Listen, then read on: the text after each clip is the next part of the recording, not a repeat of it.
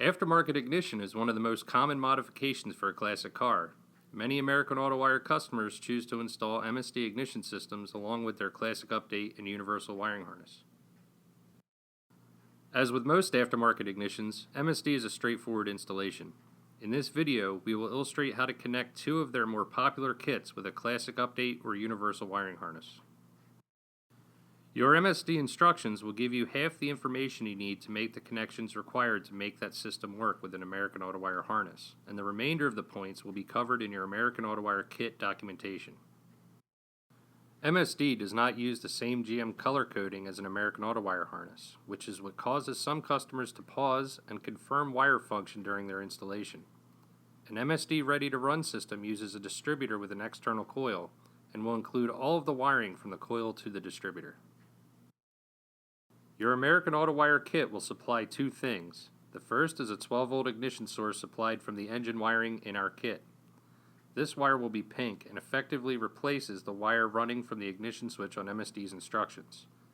This wire is a keyed hot that will remain live during cranking to allow your car to start and run.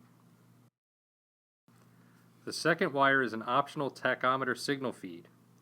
This wire is white in our kits but is black in our video for clarity. With those two connections made, the MSD system will be ready to install per their instructions. The 6AL system is very similar. The only change is the location of the wires supplied by MSD. As with the ready-to-run system, the 6AL includes hardwired pigtails supplied by MSD. Since the 6AL ignition box handles the connections to the ignition coil, the 12-volt ignition feed can be attached to the smaller red input wire on the 6AL box.